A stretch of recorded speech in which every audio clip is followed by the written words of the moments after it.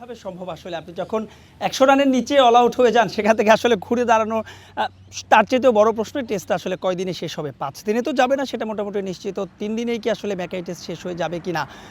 সেটা আসলে এখন দেখার বিষয় ক্যামেরন গ্রিন প্রথম ম্যাচের সেঞ্চুরিয়ান এবং স্টিভেন স্মিথ অস্ট্রেলিয়া ক্রিকেট ইতিহাসের অন্যতম সেরা ব্যাটার পেছনে দেখতে পাচ্ছেন আমরা কিছু সমর্থকও পেয়েছি অনেক অনুরোধ করেছিলাম তাদেরকে অবশেষে তারা সরে গেছে যেটা বলছিলাম যে স্টিভেন স্মিথ তিনিও আসলে এই দুটো গলার কাটা যদি বাংলাদেশ দ্রুত তুলে ফেলতে পারে এবং যদি অল্প রানে অস্ট্রেলিয়া ইতিমধ্যে লিড নিয়ে ফেলেছে যদি অল্প রানে অস্ট্রেলিয়া লিড নেয় সেটা যদি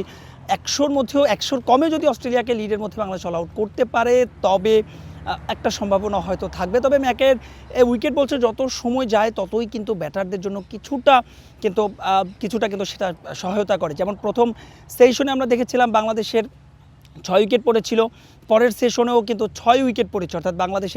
বাংলাদেশের 4টা অস্ট্রেলিয়ার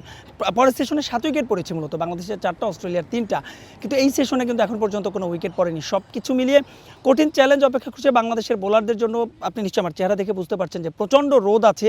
এটা যেমন সত্য তেমনই কিন্তু একটা শীতল আবহাওয়া আছে প্রচণ্ড শীত এখানে পাশাপাশি বাতাস রয়েছে সেই সুযোগটা আসলে টাইগার বোলাররা আমরা দেখেছি যে শরীফুল দীর্ঘ একটা সময় ইনজুরি কাটিয়ে ফিরেই তিনি কিন্তু জোড়া উইকেট শিকার করেছিলেন প্রথম ওভারে কিন্তু যে বলছিলাম যে সময় যত গড়াচ্ছে ততই কিন্তু এই উইকেট ব্যাটিং ফ্রেন্ডলি হয়েছিল তেমনটাই কিন্তু পিচ কিউরেটর যিনি কিনা পূর্বে গ্যাবারও পিচ কিউরেটর ছিল গ্যাবার তিনিও কিন্তু বলেছিলেন যে যত সময় যাবে ততই কিন্তু আসলে এই উইকেট ব্যাটারদের জন্য সহায়তা করবে কিন্তু বাংলাদেশ মূলত ম্যাচটা আসলে হেরে গেছে ওই টসটাতেই ম্যাচ যদিও বাংলাদেশ এখনো হারেনি কিন্তু ম্যাচের যে ব্যাকফুটে সেই ব্যাকফুটে চলে গেছে ওই টসে যদি এই ম্যাচে বাংলাদেশ আগে টস জিততো তবে হয়তো সিনারিওটা অন্যরকম হতে পারতো তবে সেক্ষেত্রে আসলে বাংলাদেশের ব্যাটারদের যে আউট হওয়ার ধরন সেটাকে কোনোভাবেই আলাদা করলে চলবে না একজনের চাইতে আরেকজন যেন যথেষ্ট দৃষ্টিকটুভাবে আউট হয়েছে বিশেষ করে দুই সিনিয়র ক্যাম্পেইনার নাজমুল হোসেন শান্ত মুশফিকুর রহিম যেভাবে আউট হয়েছেন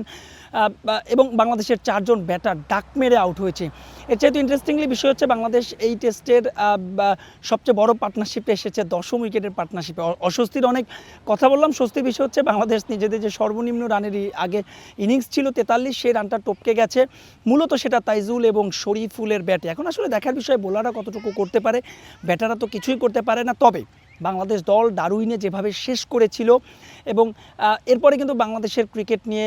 অস্ট্রেলিয়ান যারা রয়েছে তাদের মধ্যেও প্রচণ্ড আগ্রহ রয়েছে এবং তার সবচেয়ে বড় প্রমাণ এই গ্রেট ব্যারিয়ার রিফ অ্যারেনা কিন্তু একেবারে ফুল হাউস এবং আগামী কয়েকটা দিন হয়তো ফুল হাউস থাকবে দেখার বিষয় আসলে বাংলাদেশ দল এই ম্যাচে কতদিন টেনে নিয়ে যেতে পারে এই ছিল আমার কাছে কুইন্সল্যান্ড থেকে বাংলাদেশ অস্ট্রেলিয়া ম্যাচের সবশেষ আপডেট